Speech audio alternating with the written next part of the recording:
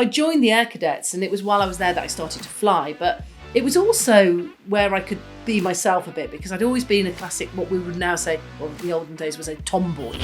Focus on what is within your power to have an impact on. And you can change that, and focusing on that takes your eye off of all the other that you can't do anything about. It was this really quite amusing interview whereby firstly he says, what made you want to be a pilot? You're not macho or anything, and all of this sort of quite sexist comments. There's something about asking the universe or just this constant dialogue, Yeah, and I do believe to some degree in that laws of attraction and that manifestation and putting things out there. Even back to tribal times, lessons learning, education was about stories. We were literally passing on the lessons of our forefathers through stories. Yeah. You can't, have 50-50 women and men flying. That would not work because, the amount of time it takes to get to the front line of fast jet operations is probably about a similar sort of time as when a woman might well be thinking about having children.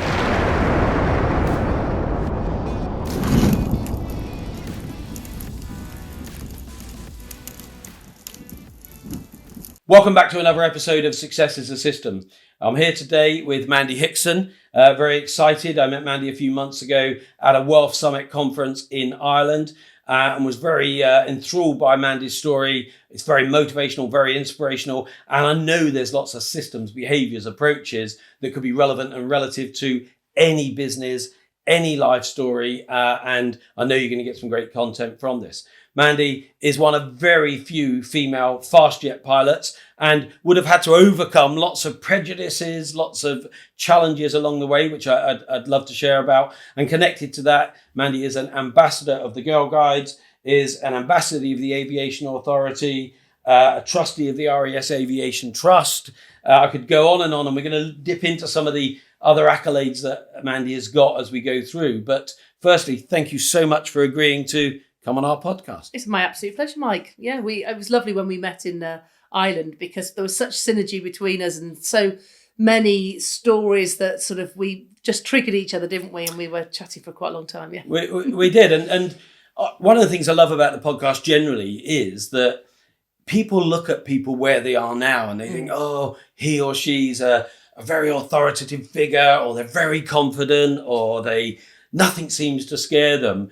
But it's really important to me to go back and sort of understand who were they, when were they scared, are they still scared, but finding coping mechanisms for that and so on. So Success is a System was born out of the fact that too often these days, and for decades, people have said, come on this course, pay me all this money and I'll teach you the secrets of success. And it's really important to me to say, you could argue they're not lying because a secret is something we don't yet know, but it makes it sound like it's some kind of sprinkly spray they could put on and they'll make you successful. But mostly success is about understanding the systems, behaviors and approaches that people have adopted along their journey, sometimes through success and sometimes through failure, that make them the person they are today. And therefore, just like an equation, if 2 + 2 always equals 4, if we can emulate that success, emulate those systems, our chances of success are very much improved. Yeah. So when did you first want to be a pilot? Tell us about your upbringing, where you originate from and where it all started. I do think that's really important because you do look, as you say, that lens. And I think by going back in time, you do think, hold on a minute, anyone can do that. And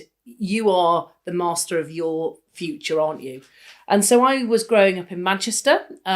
So my mum and dad divorced when we were very young, in a time when people didn't divorce. So it's obviously commonplace now, but 48 years ago, that was unheard of. So I think I was the only child in my secondary school whose parents were divorced. And so they split up when I was 2. Had a really good relationship with my dad, though. My mum brought up myself and my sister. We have an incredibly close relationship. But my mum's attitude was always, if it's going to be someone, why shouldn't it be you?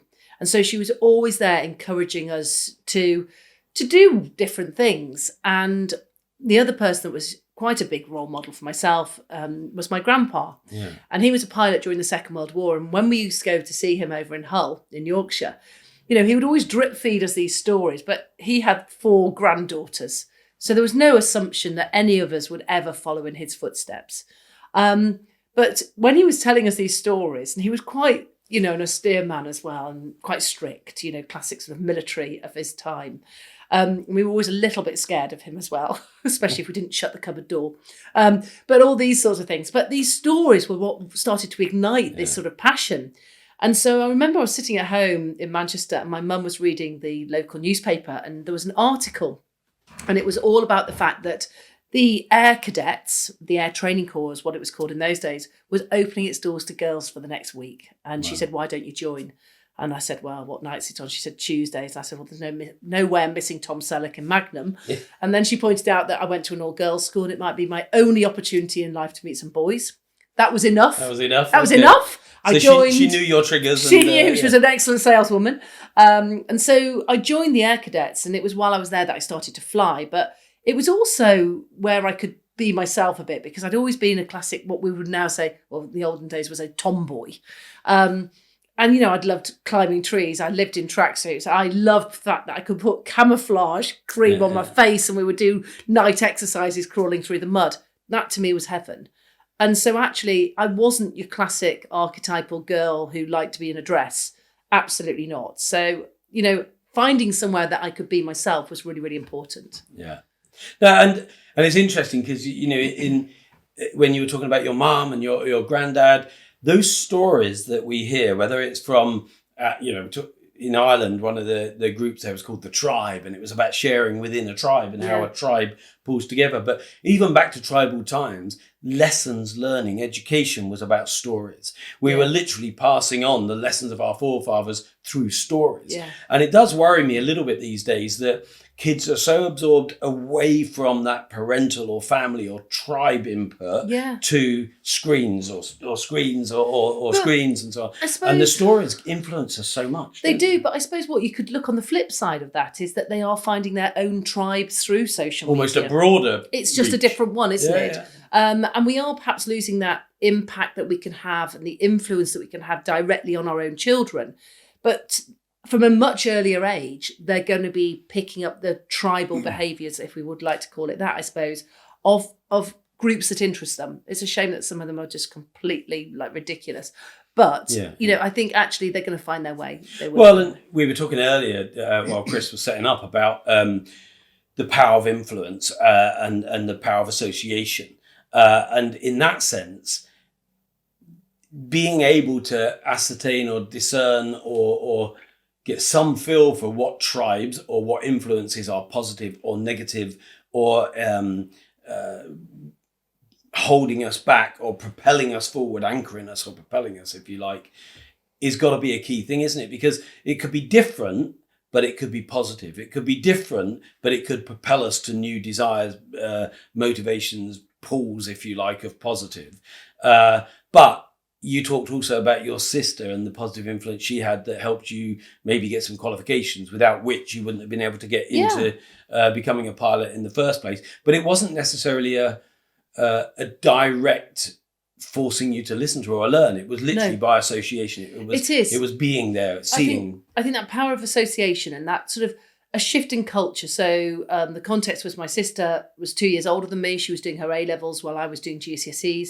And she wanted to be a doctor, but she wasn't getting the grades. And basically her teacher said, we can't put you forward for university to be a doctor. She said, no, I want to be a doctor. So she started working. And then I just started to feel so guilty that my sister was literally upstairs working for 4 hours every single night. And I was watching TV and having a nice time. Magnum, what can I say? And so actually that influence by association and that whole setting a role model to me was really, really important because then I started working and then I come out with straight A's, A stars equivalent. Because I put the work in, but I wasn't a pure academic. I would have never been the person that came out with, in those days, it was 9 A's, was unbelievable. I came out with 11 GCSEs. And does your sister know that you attribute what she was doing as almost a soft influence in a way? It was a soft influence, absolutely. And we often talk about it because she's now medical director of a hospice in palliative care. And we talk about things all the time, not just her influence, but, actually how some of the lessons that she learned very early on as well, she plays out as well in the workplace now. Yeah, and they do say, don't they, that children do what you do, not what you say. So sometimes it's just the being around that. And so being conscious that they hear everything, they see everything. Yeah. and they will act on what you do rather than what you tell them to do. Completely and utterly. It's like, so you could look at, say, my dad was also a really strong, influence for myself, because he was running his own business. He started off as a carpet fitter, as an apprentice, and then he built the business up. He went, set up his own business, and then by the end of it, he was running the whole flooring for Manchester Airport. So commercial flooring and huge projects, hospitals, and actually. But he went bankrupt twice. Yeah. And why? Because of cash flow issues or taking his, finger off the pulse in different areas. But what I was learning was the resilience that he displayed at every single stage. Which became important to you when you failed in your first, was it the computer-based training element? Yeah, absolutely. And I think we talk about resilience all the time as to why is resilience so important. And I think resilience is an overplayed word these days a little bit, but I do link it in with purpose. And I think if we have a really, really strong sense of purpose as to what we want to do and where we want to go, then it's much easier to be a bit more resilient, isn't it? Because if you've got your specific goal, I want to be a millionaire, but I want to be a millionaire, it's probably too generic. I want to earn £100,000 at this point, the smart goals. Then you're going to work out the strategy to get there. And when you then hit these barriers and challenges, you then say, well, how else can I do it? Now, for myself, it was, I want to be a fast jet pilot. And then when all these hurdles would come up, I would think, well, how else can I do it? Yeah. But did you ever want to give up or think about giving up? Or? No, not once. I mean, I literally never did. So to give you a bit of the backstory, I started flying with the Air Cadets. And that's why it's such a great organisation, because, not only is it encouraging people into, say, this is what the military's like, but it also gives people the opportunity to fly and glide and do all the different things. And so I flew, and I remember her clearly saying to the instructor, the pilot that took me up, are you paid for this? And he said, yes, it's my job. And I thought, oh my goodness, you can earn money doing something you love. And I think that was this sort of revelation about the age of 14, that these two things didn't have to be mutually exclusive. It wasn't just a hobby over here and then you got paid over here. And that's when I thought, right. So at 17, I applied for a flying scholarship, which gave me 30 hours of free flying. I used money I had saved up from my paper round money to pay for the additional 10 hours. And I gained my private pilot's license literally on 40 hours, which is sort of unheard of, really. And I took my mum and my dad and a few other people up flying, and it was, absolutely wonderful opportunity to do that. But I actually realised I was flying now before I was driving a car, which once now my children are there, you think, oh my gosh, that's really worrying. But I loved flying. And then I went off to university, and because again, I was probably the first generation of my family that were going to uni. And I was doing geography and sports science, a really relevant degree to become a pilot. Maybe not. I joined the University Air Squadron. So another organisation, state-run. So again, we're not talking that you've got to be from a privileged background to do these things. And anywhere along that journey, did you have any...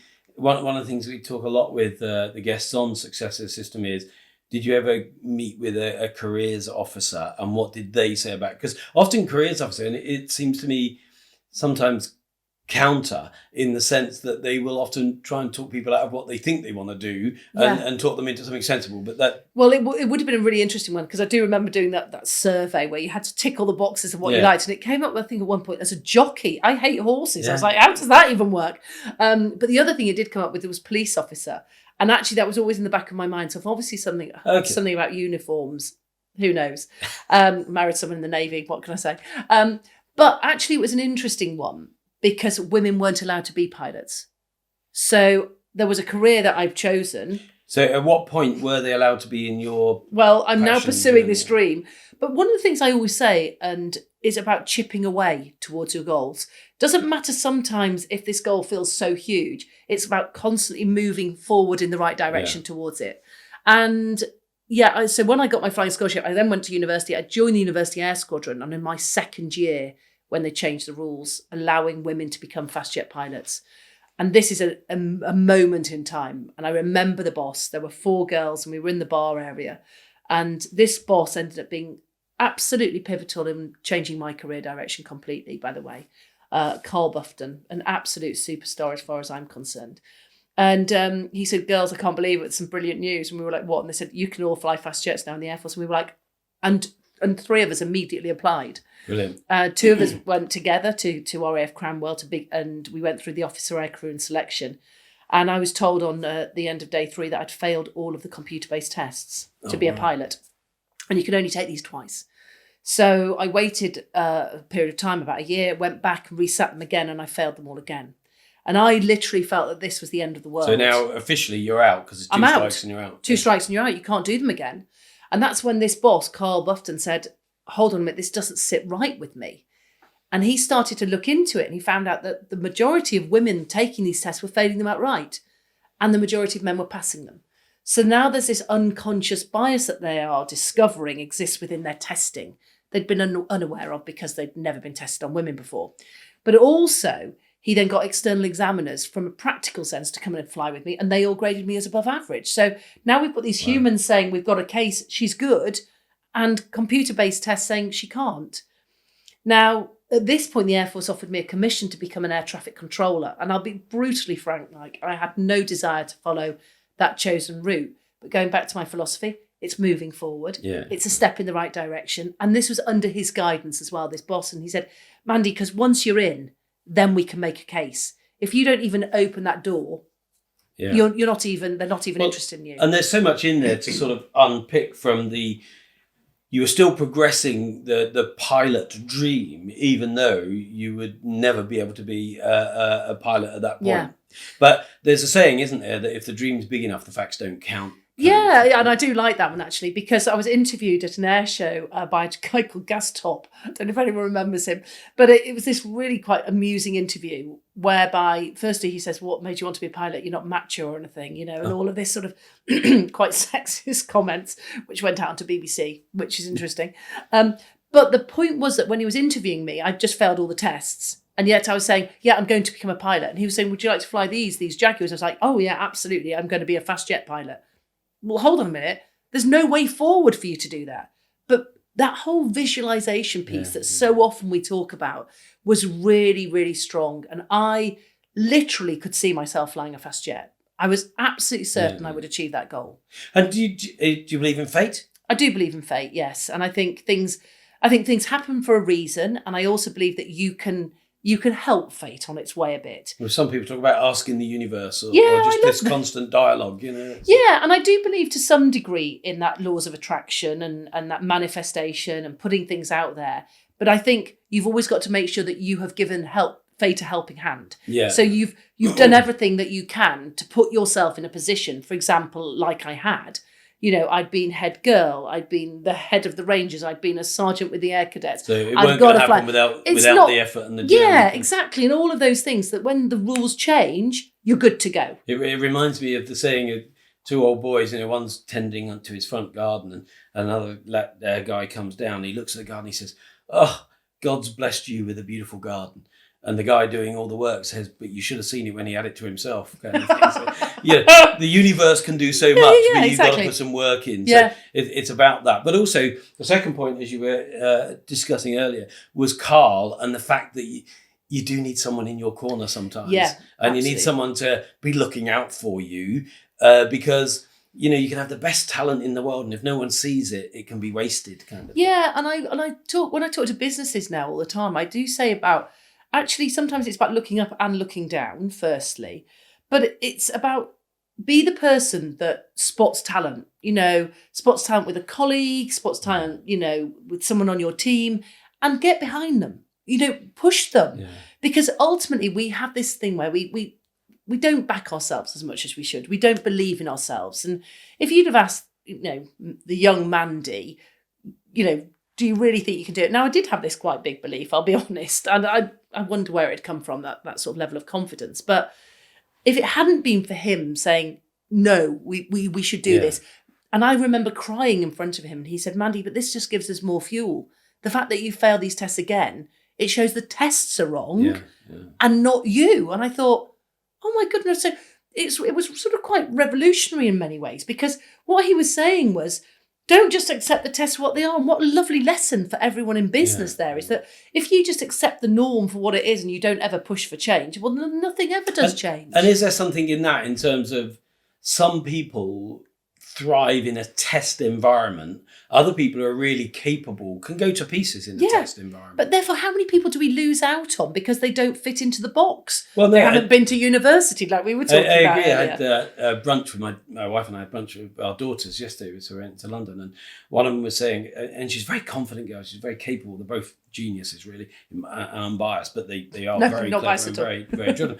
But she said she had to, for a speaking course she's on this week, she had to do a 2-minute video speaking about something. Now, what was interesting was she said, I was unbelievably nervous. Now, she's not a nervous type, but if you think about it, this was going to be based on a course she was doing. Now, and as a behavioural profiler, it can't, my hackles go up sort of thing, because I think, one, if she was talking about something she had the knowledge of, she would be flowing.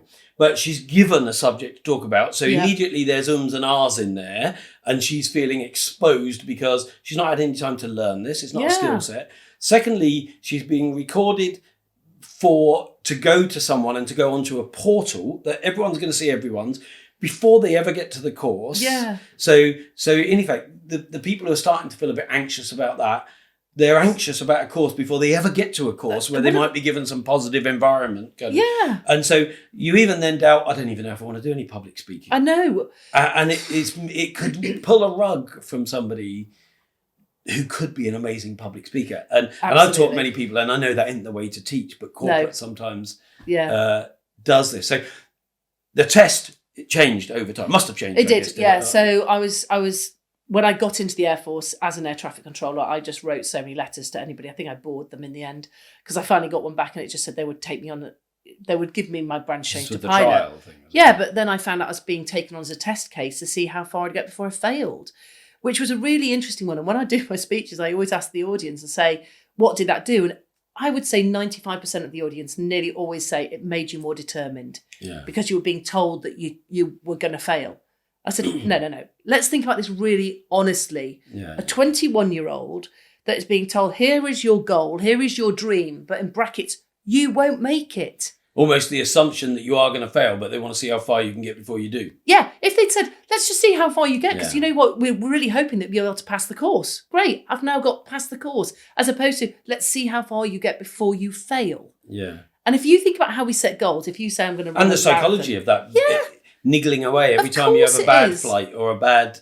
My default setting is, it's because you failed the test. It's because you're not good enough. And that then planted this seed of doubt, which, we would now call imposter syndrome.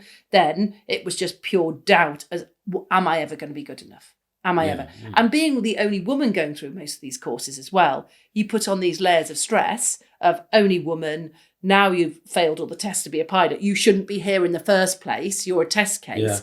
Your stress bucket's pretty full. And when I'm mentoring constantly, I mean, look, it's almost a new phrase, but it's existed forever. Yeah. This imposter syndrome thing. In the sense that so many of my mentees will say, yeah, but I was just a plumber, or I was just a carpenter, or I come from up north, or I went to a bad school, or my mum and dad split up. So they come from this, people like me, from where I come from, don't succeed. Don't deserve it, don't succeed. Although, brought up by a very strong single mum and with 6 sisters and with 2 daughters, I want women to rule the world, genuinely.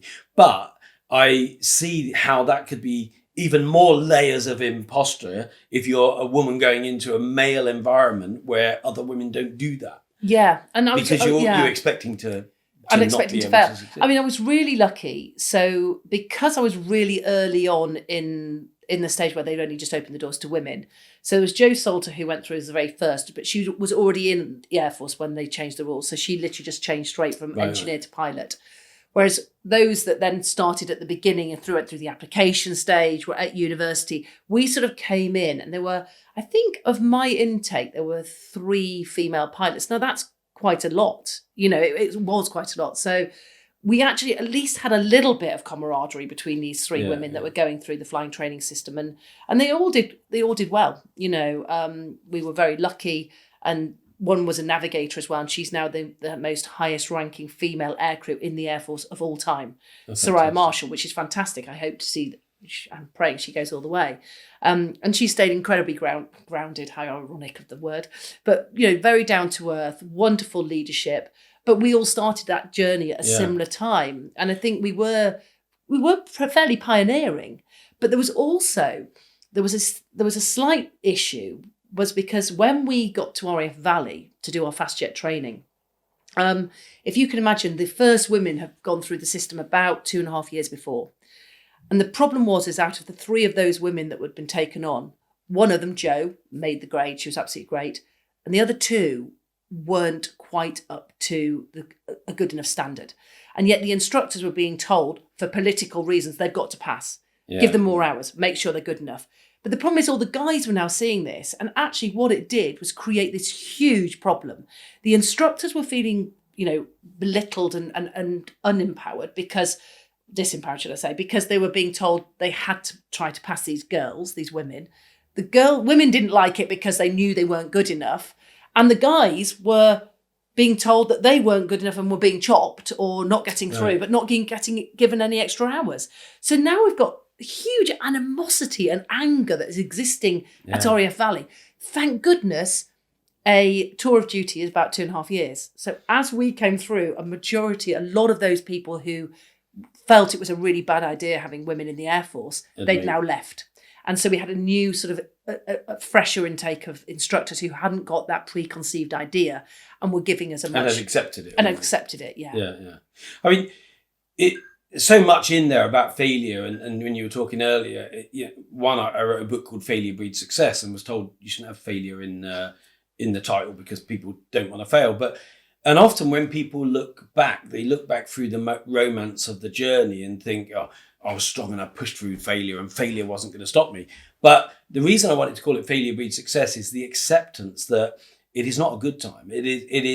You can get really low or really dark, but you got to keep on going through. And if you see it as an event, not a destination, you can keep on pushing through. But we shouldn't ever sort of undermine how that can make you feel as a person and how it can knock your confidence, because when you're elite at the level you were aiming to be at that point, the 1 or 2% reduction in focus could be enough to make you fail, and you don't need a lot to drag you down, do you? You don't. And I think it's really interesting actually. So one of my best friends, Matt, was going through the flying training course a couple of courses behind me, and he's gay, but you weren't allowed to be gay in the Air Force. So he knew he was gay, but had decided that he would park that part of his life because he wanted to be a fast jet pilot. That was more important to him. How can that be important? I mean, it is unbelievable when you think that I think it was only in 2012 they changed the rules. So he basically never brought his true self to work. He pretended to be someone he wasn't. And actually his stress bucket overflowed completely because he realised he couldn't be these 2 people and actually was living 2 lives. And the stress almost broke him. The truth will out, as it were. Yeah, exactly. And so in the end, he didn't get through the fast jet training course. But he looks back and he talks a lot. He does keynote speaking now as well. But he talks about how it was that whole feeling of not being able to be true to yourself. Yeah. And how that really was, the stress levels were just too immense. Well, they say, all these cliche sayings about the difference between ordinary and extraordinary is the little extra. Well, you only need a little extra taken away to be ordinary again. Yeah, absolutely. And so, just accepting people for what they are and encouraging is really powerful. Yeah. And yet, all too often, just finishing on that testing piece, it is the testing that makes people feel inadequate. Yeah. Now, of course, we've got to measure people somewhat, but it'd be nice to do it in a way that focused them on what their strengths were and help them understand that if they're not succeeding, they can go again. All this testing people at a moment in time, when in a real job environment, if I don't get it right this time, I can do it again. I can do it again. But how many people are you losing out on because of this, because of testing and all of that side of things as well? And it's not rocket science to work out why so many people that have not fitted it into education, who have not gone to university, end up being entrepreneurs. Because guess what? They're more determined. They've got a different way of thinking. They think outside the box. They see things in a completely different way. Yeah. And they often see where there's gaps in the market. Well, and a lot of people who I've spoke to along the podcast that we've been doing for over a year now, it does come down to, because I didn't go to uni I had to set up on my own almost, or I had to get a job. Yeah. And often the type of jobs they got are jobs that evolve into being a contractor, and then the natural extension of which is to take on more contractors or take on bigger contracts. And so they may become entrepreneurs not through intent, but through just the geography of where they find themselves. But we were talking also about apprenticeships and how sometimes the more academic classroom environment isn't the best way to grow people. You know, if we look at police, if we look at nursing, if we look at maybe even flying, it's got to be a combination of classroom and real experiential training on the job almost. Absolutely. I mean, you look at the different learning styles, and Mike and I were talking a lot about this, but, you know, your activists versus your pragmatists versus your theorists and your reflectors. Everyone's got a different style of learning. And, you know, for myself, it's always about doing it. I've got to do it. So I'm a real activist. You know, you show me and I will be able to copy it. But if you're stuck at a desk, that's going to be very stilted. Of course for it you. is, yeah. But the other thing I'm conscious of is when I was sort of looking at the job you did, and I was trying to kind of get some understanding of being a business person or an employer taking somebody on, because, you know, at the end of the day, it might be government, it might be the military, but you've got a machine that's what, £50 million that you're going to be in charge with. Your training is going to cost £5 million. Yeah, about that something now. like that. Even when I looked at the £50 million cost of a tornado, they then say for its active life it will be well over 100 million when you look at the servicing and upgrading and so on. So, you know, if they don't get a good 5, 10, whatever years out of you, that's a hell of an investment, isn't it? It is. And I think this is the problem. I mean, I don't want to go too political on, you know, numbers of women in and all the rest of it, but, you know, we've got to be quite careful, because you can't, you know, have 50-50 women and men flying. That would not work, because, you know, the amount of time it takes to get to the front line of fast jet operations is probably about a similar sort of time as when a woman might well be thinking about having children. And then that's a huge waste of money. And so you're now going to lose people that won't come back to the front line afterwards. And so there's got to be a balance. You don't want to limit anyone on being able to follow their dream and their passion because of their gender. But at the same time, we've got to be realistic about that as well. And I think the aim is to have 30% of women in the military by 2030. Brilliant. Which I think would be about right if you could get there, and with much more gender diversity and also cultural diversity as well. I think we'll be in a much better place. But we've got to be careful how we do that.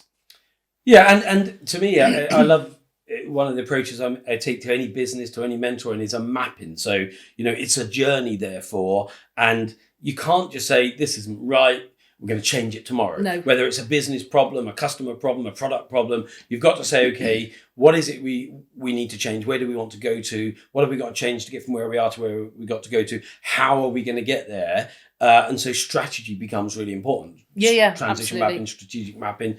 Clearly, with running over 50 combat missions, you've got a whole team of people working with you as the kind of gun that they're pointing, in effect, and working around you. How important do you think strategy is in that sense? And do you just focus on your bit, or are you consciously aware of everyone else's role?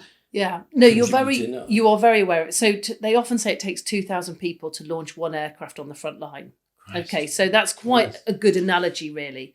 And it was interesting. I was speaking to British Aerospace, for example, last week, and I was just talking. You know, these are all of the team that are part of the project of designing the FCAS, the Future Combat Air System, and you know they want to have it by 2035. Now that's quite you know, it's going to be quite an interesting project to hit those sort of timescales. Yeah.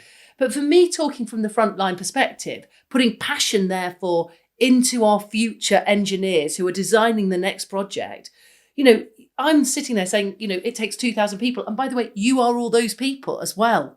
So we are talking everyone from design stage of the aircraft through life development to getting it to the front line, to our engineers. But we're also talking about things like catering staff, systems operators. We've got the regiment who are guarding our site. And there are 63 roles in the Air Force. And literally, when I say every single one is as equally important as the next. I genuinely mean that. Because my best lesson was when I was working in the Gulf, and we were flying out of Kuwait, flying operations over Iraq. And as the pilot, you're always sort of thinking, I'm a bit special, I'm the pilot. Well, okay, I get airborne. And actually, my job is to purely get my navigator, who's now been called a weapons systems operator, to the right point in the sky. Because guess what? I'm just a taxi driver. Yeah. And it was literally, someone said, you're just a taxi driver. And I thought, we are. Bring you down to earth. But it does bring you down to earth, because guess what?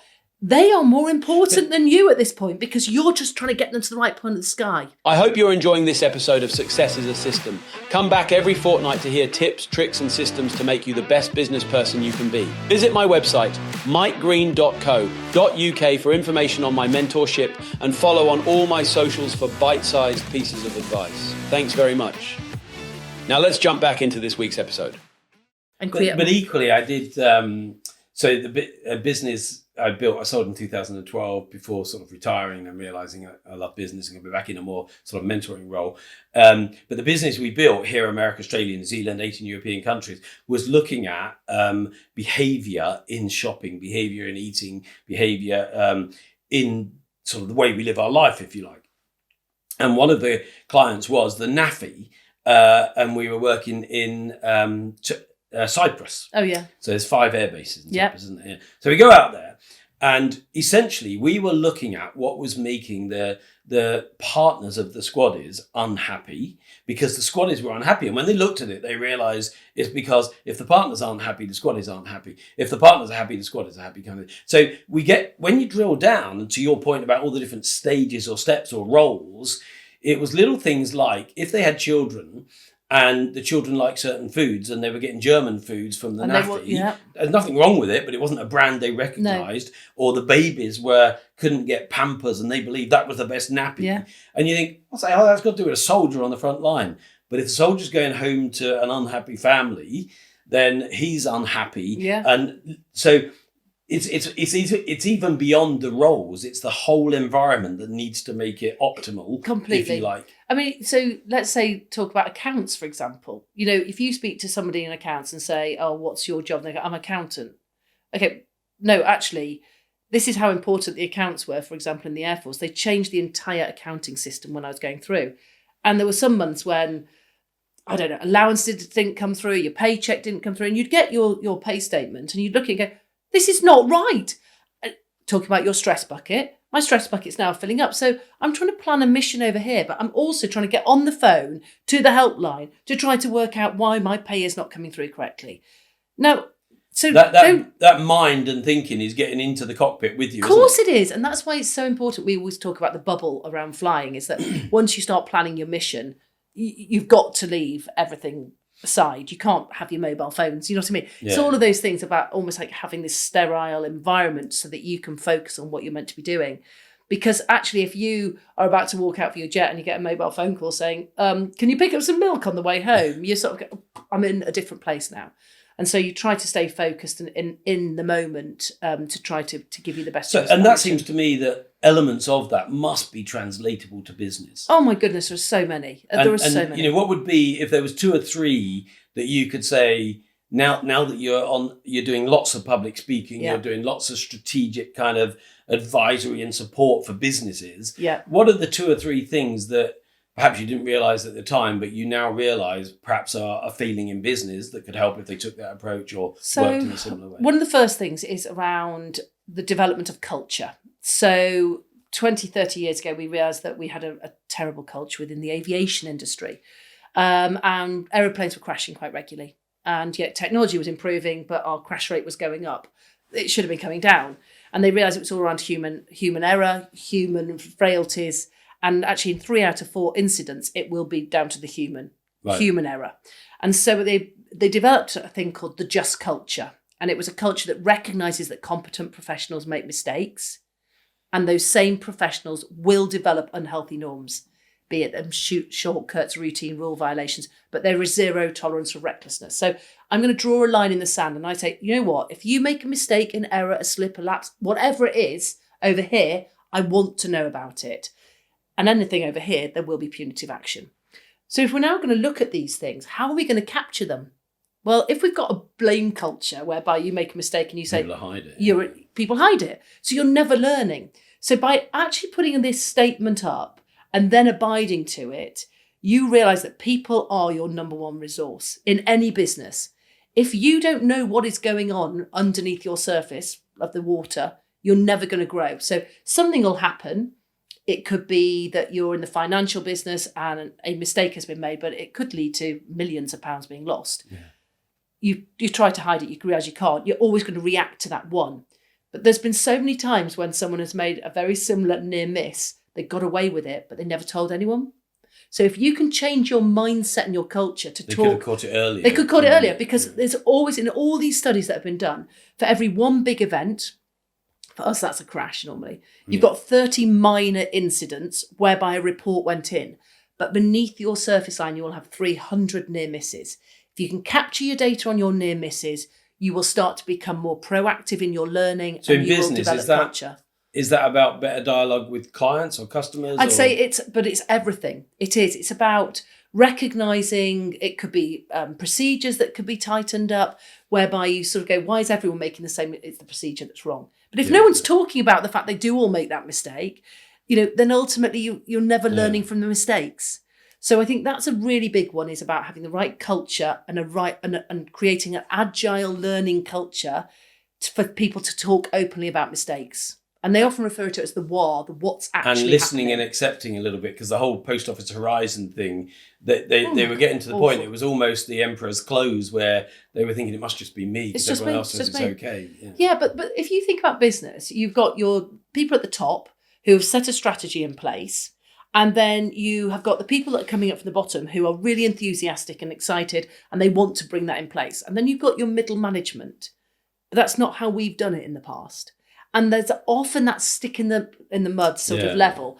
And so what they report up is what they think the bosses want to hear. After a filter of positivity Of course it is. But this is the what's actually happening. Yeah. And it's so important we capture the what's actually happening to create the cultural change, because that's why sometimes things like reverse mentoring can work really, really well for a business, whereby they say, oh yes, we have this wonderful system in da-da-da-da-da.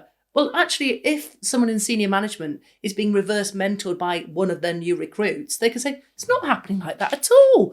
Really, but our policy says it is, and our middle managers are reporting up that it is, because that's where it's getting stuck, because they want to look good. And so they report at what the people want to do. And similarly in oil industries, when I was in the oil industries in the 90s a lot, and in retail environments, but within the oil companies. And when a senior new recruit came on, often the future leaders, if you like, they were given a godfather. Sexist, but they were godmothers as well. But it was in the oil industry. I'm thinking godfathers. But in effect, it was someone at least one, if not two or three levels above you, because the concern always was, even if you did if you did a bad job, your boss might hold it down. If they did a bad job, they might blame you when it's not your fault. Yeah. If you did a great job, they might hold you down because you're making them look good and they don't want to lose you. Of course. So you needed someone several levels up to be meeting with you. And there's probably an element of that reverse mentoring going on, where they're how's it going, what you're up to. They're not outwardly getting you to disrespect your bosses, but they're trying to find out, are you getting the training you need? Are you getting the support you need? Are you happy? And so on. And I think that's why often if you look at oil companies, you have very young leaders now, because they bring them through really quickly by exposing them to risk very early on. I mean, there was a bit of a sink or swim culture, which always sounds negative, but it was in the sense of, we're going to give you a project much bigger than your ability. Those who kind of sink, we'll grab them just in time and they'll do okay. Yeah. But those who, despite being inexperienced and so on, swim anyway, can be fast-tracked through quicker. Yeah. And they would be the elite. Of course they would, elements or people in a business. But so much to me is about the psychology and the people, as you say. What would be the number two, do you think? Number two would probably be about how leadership is basically action, as far as I've been able to see. People always assume that the military, for example, is hierarchical, top-down leadership, a bit command and control. Well, there is a place for that. But from my experiences, for example, on the fast jet squadron, when you start as an officer at officer training, you're told that leadership is not a title. It's not just a plaque on a wall that says, I am the leader. It's all done as, a verb, as an action. Yeah. And so leadership can be displayed at every single stage of your entire career. And that is really, really important. So basically, if you think we're now on a squadron, I'm now working in an area of conflict, and I am the junior pilot. They say, Mandy, you're leading today's mission. Eyes go wide. Am I really? Gosh, am I good enough?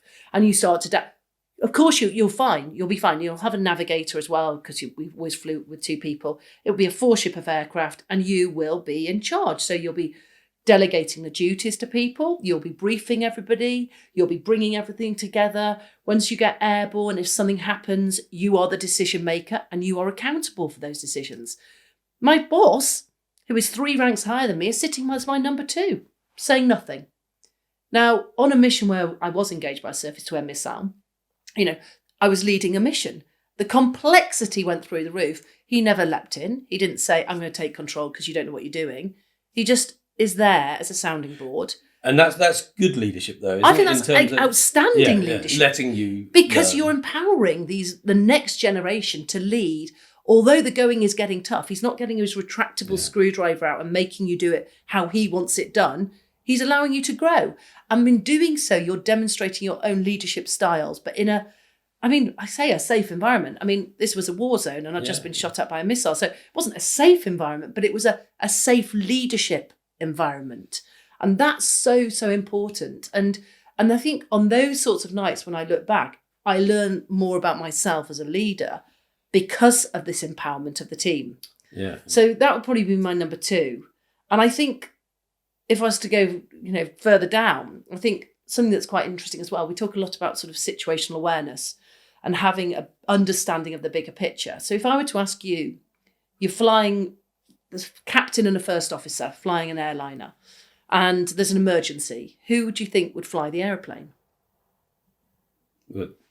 The co-pilot or the... Or is it going to be the co-pilot, or is it going to be the first officer, the co-pilot, or is it going to be the captain? In an emergency, who would take control of the aeroplane? The most senior person. No, absolutely not. It's the first officer.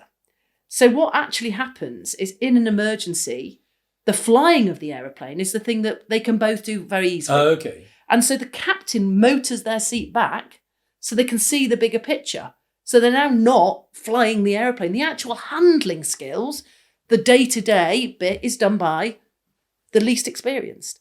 Because then we can see the bigger picture, and you can actually understand it. You can get better situational awareness. You might be able to speak to other people. You're bringing in other assets as well. Well, no, and as you say that, it reminds me of the example I often give when I did the Clipper race. Yeah. That, we were crash jibe, we were in a storm, someone broke their arm, and you sort of think, Christ, we're going to die. And you look back, and the skipper is right at the back of the boat. Yeah. The skipper is not doing any active function in the boat. His active function is to be aware of everybody, to be able to see the wind, to be able to see the sails, to be able to see where we're going, and make sure is in view of everyone. I often use that as an example of, you don't have to lead from the front. Yeah. Because actually at the front of a boat particularly, all you can see is where you're going. You can't see if you've got 3 men overboard. You can't see if the sails fell over. You can't see anything from in front. Yeah, and behind it. You've done, was it Kilimanjaro you've done as well? Yeah. No, I noticed you'd done that. And we did that, and they talk about that Sherpa leadership, don't they? That you'll have the person that's leading at the front.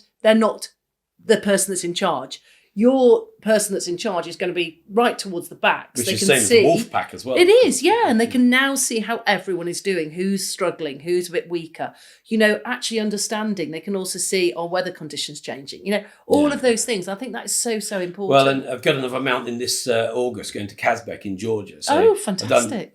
I've done the Ruwenzori and many mountains. But one of the things I got from it, because you get so many metaphors from life that you sort of, you don't have to experience everything, because they say wisdom is learning from other people's experience, but you learn it at a different level if you experience it. But, one of those things, even in that leadership role, they recognize that the leaders do get tired. So we noticed the Sherpas rotating as well regularly. Yes. So you had You had someone pulling, that's kind of leading a pace, but you had someone holding it back if they were going too quickly. With the visuality of all the people, is someone struggling, I can mop them up, and so on. But you can only keep that level of concentration, responsibility. And I love the way that words can be split down, like you're response-able. If I'm getting tired, I become less response-able. I like that. I'm going to use that. And therefore I need to step back or make someone else response-able while I recuperate. If you like. But, absolutely. And I think one of the other things that we often talk about is controlling the controllables, and if you can't, let it go.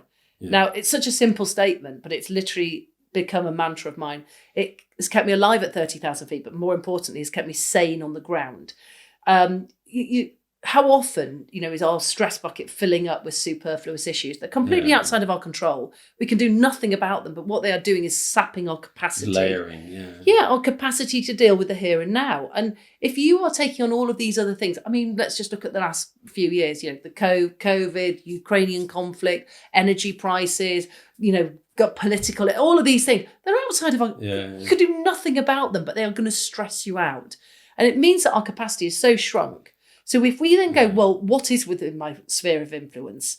A bit like, focus on what is within your power to have an impact on. And you can change that, and focusing on that takes your eye off of all the other superfluous. That you can't do anything about. So, I mean, the other day I was travelling, I was doing a speech actually down on the South Coast. It was a charity speech for a hospice, and there was about 200 people going along to it, and they said, could I be there? The speech will start at 6:45.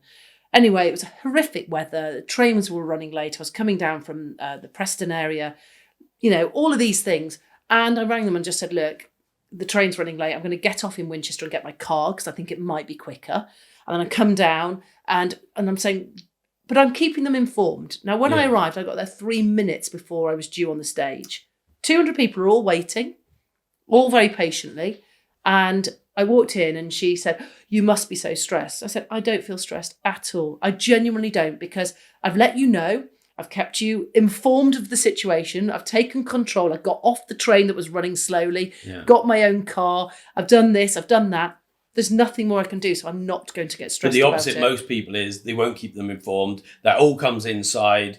They're trying to control something they've got no control of. They don't let the people know because they don't want them to get stressed and And then the stress builds. And by the time I'd arrived, I'd have been a complete and utter state. But I've just walked on the stage and went, there you go. That reminds me of, the Serenity Prayer, which is, God grant me the ability to change the things I can, accept the things I can't, and know the difference. Absolutely. No, it is. It's absolutely true. But so now you're not a fast jet pilot anymore. I am not. But not. you're busy doing other things, and I was the beneficiary of one of those things, which when you spoke in Ireland, and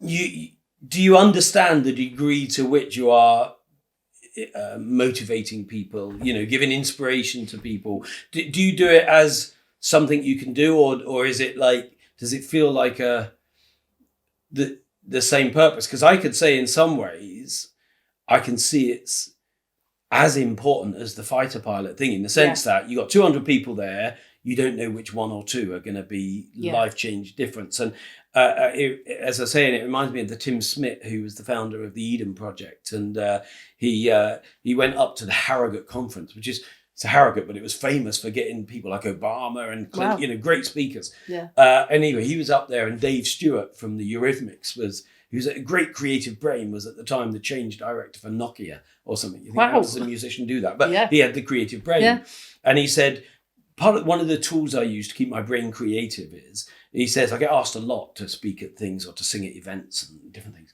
play music. He said, and I do the 100th one always, every time. And he says, no matter if I get paid for it or not, and it could be singing at a bar mitzvah. When you've had 100,000 people to then be with 12, it could be different. He says, but I do it because I never know how it's going to influence me, but it always changes me and it levels me and so on. Anyway, Tim Smith hears this. He didn't get asked a lot, but he'd already done the Lost Gardens of Heligan. And he said, well, every 10th one I'm going to do then now. Definitely, I like that. So the 10th one comes in and he's been asked to speak to the WI at Bodmin Moor. Brilliant. And The WI are my favourites, by the way. He said, I'm driving down there. It's terrible weather. There's hail. It's cold. Dark. I can't see where I'm going. I get there. It's a scout hut. He says, I go in and I'm like, and they're asking me questions about their geraniums not flowering and does tea leaves really hurt. He said, I'm driving home. He said, I'm banging the steering wheel thinking, bloody Dave Lennox, it's all right for him. What does he know kind of thing. He says, I'm thinking, sod that, I'm not going to do that again. Unbeknown to him, the partner of the then lottery fund was in the room, told her husband, who gifted £10 million towards the Eden Project.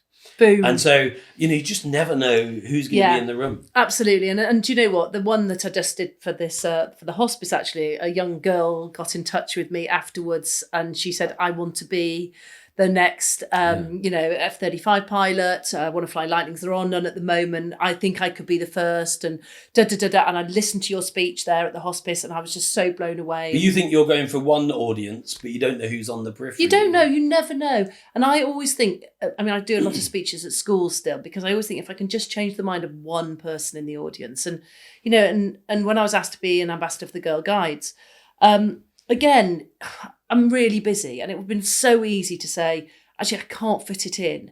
But, this weekend I went over to Guernsey within this role and I spoke to a room and then in the afternoon, 220 young girls, ages from 4 through till 18. And loads of them were saying, so, how did you get into this? Again, they do say, when I left the Air Force in 2012, I did some work with a charity called Inspiring the Future. And they'd done a big survey and it was that 68% of girls will only go into a career where they've met somebody or are one removed from them. So it could be a friend's parent that did it. 68%. Well, that's when it was my moment when I thought I am going to make it my mission statement in life to be that person that is that role model so that when I think back, what's important to me, I can use the word legacy, that the ladder is down, it is firmly welded and others can literally follow up with such greater ease than it was for myself. Well, and when you were talking earlier about purpose and I guess I use passion in the same way, but I guess they're sort of connected. But you were talking about purpose and I wanted to come on to legacy as well. And you introduced the Girl Guides because I guess that ties in. Because one of the things I talk about on the bottom of my book, to live, to love, to learn, to leave a legacy, and that shamelessly stole from Stephen Covey. But the legacy bit I say is, I'd love to think that in 150 years, some kids are playing in a beautiful garden and their friends say to them, oh, you're so lucky, your life, your house, all the things, and where's it come from? And they say something like, well, I don't know the whole story, but my great-great-great-grandfather met this guy called Mike Greene. Yeah. And he told him these things. And then he taught my great-granddad about business and so on. And it was now, that doesn't ever need to happen for it to give me purpose. No. And to reach out constantly to whoever may or may not be listening, but might tell someone else and so on. Yeah. And I do believe when we're talking about the universe that we each have a gift, but we also each have a purpose. Yeah. We may not know what either of those are yet. Yeah, we might not. But I do think it was my mum. My mum was a teacher, actually. And the headmistress from her school, it was at an event and I was speaking to her and she said, I don't believe that you being a fast jet pilot was your entire purpose. No. I think you were a fast jet pilot so that you could do what you're doing now.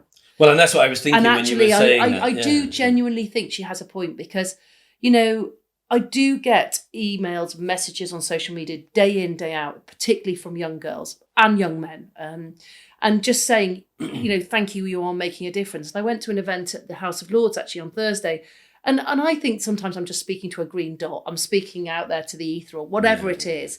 And this girl came racing up to me and she said, I'm so pleased you're here. Literally, you have been my hero for the last, 5-6 years, ever since I've been really on social media. I can't believe I'm meeting you. And then the next guy he said, Mandy, they say never meet your hero, but oh my goodness, you flew with me when I was an air cadet, when I was a volunteer reservist. I used to go back and fly air cadets at the weekend. And he said, you flew me and it changed my life. And I've become a pilot and I'm now a flying instructor.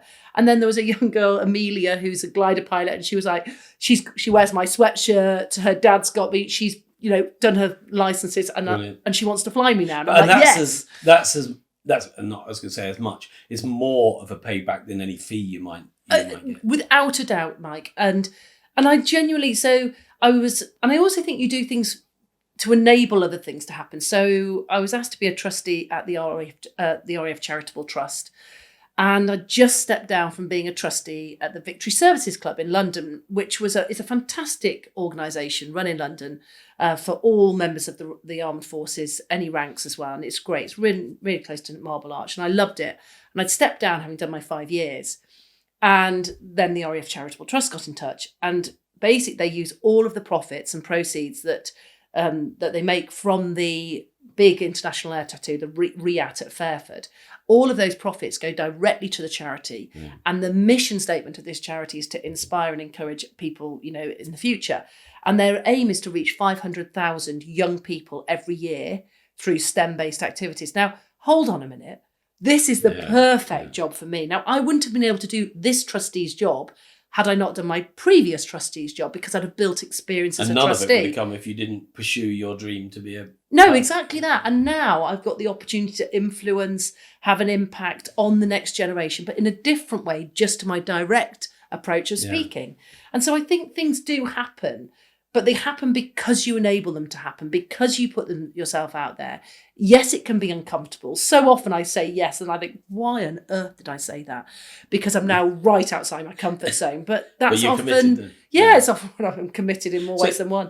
Obviously, you're an inspiration to many, many people, but specifically in the Girl Guide role, an inspiration to many, many young girls. Yeah. If you could speak to 10-year-old, 12-year-old, 15-year-old Mandy now, with all the kind of concerns, worries, or lack of concern or worry that you had, was there one message you would give yourself as a 15-year-old? I think it would be to be yourself, because I think when I first joined the Air Force, I probably tried to be one of the guys. I did the classic where you morph into the group you're in, and I think I realised throughout my time within the Air Force, as I got more and more confident and found my feet more, that there's a massive gulf between fitting in where we're morphing and belonging.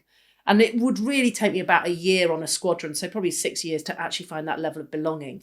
And I see that all the time with youngsters now. And I think, you're just trying to be somebody you're not. We do it, don't we? Every person does. Yeah. You arrive in a new job but I heard myself the other day. I was doing Everest Base Camp, and there were 6 guys from Wigan. So it was a cultural experience, as you can imagine. They said that, by the way, not me. But these guys were brilliant. Now, I'm from Manchester, so I grew up 30 miles from where they all are. Instantly, I heard myself going back into my Mancunian accent and saying, yeah, I'll have a pint of beer. And I thought, my husband looked at me and went, I thought you were having wine. And I thought, why am I doing that? I was doing it because I was instantly morphing my behaviour to fit into this group of young guys, all 30-year-olds, all from Wigan, that I'd never met before. And so we still do it, and I need to catch myself. But my advice to my younger self would be, believe in yourself and be true to yourself. Be who you are. Which takes me back to the gay guy that wasn't allowed to be himself kind of thing. Absolutely. And it's interesting because, I'm going to have to end on this point because I could talk to you for hours and hours. Sure. We like to keep it to about 45 minutes if we can. I know we've already gone over. Chris has probably been waving at me, but I didn't see. But be true to yourself, to thine own self, be true. And if you are true to yourself and if you are yourself, even if you don't achieve what society might tell you should achieve, at least you live every day in authenticity. Yes, absolutely. And it's hard to be unhappy when you are being who you really want to be. And also, if you're always authentic and yourself, you will only attract friends that like you for who you are. Whereas if you pretend to be someone else, you've attracted people for that facade. And I'd love to finish on a note, which was the piece of advice I received when I first went into the speaker's world. And it was an ex-Royal Marine, and I said, give me one piece of advice. And I was hoping for the names of agents. Yeah. And he just said, be yourself. And I thought, well, that was rubbish. And it became the most important thing, is authenticity. And I'm asked, gosh, why do you think you're doing so well as a speaker? And it's because I'm authentic. Yeah. I'm the same person I am off camera, to the same person I am on the stage, too. It's because I'm being me. Well, that came across, and I think it's why, on the not blowing your trumpet for you, but on the way down, Dave was saying, how do you know this lady? Where did you meet her? And I said she was the best speaker in Ireland. Yay! Apart from myself, actually. Well, no, I don't listen to myself. No, and often we even joking apart, we come off stage and we think, oh, I didn't say that, or I said this, Yeah. or I could have said. But we need other people to make us realise why we do what we do. Because when we are our best, we know we're giving to people and we're helping and we're receiving from that. But, absolutely. It's a great point to end on. And if you've enjoyed today, then do like, do subscribe, do share, and come back again. And take Mandy's advice, be yourself. Never give up on your dreams. And even if you fail, go again. Go again. We'll see you again on another episode of Success as a System. Thank you.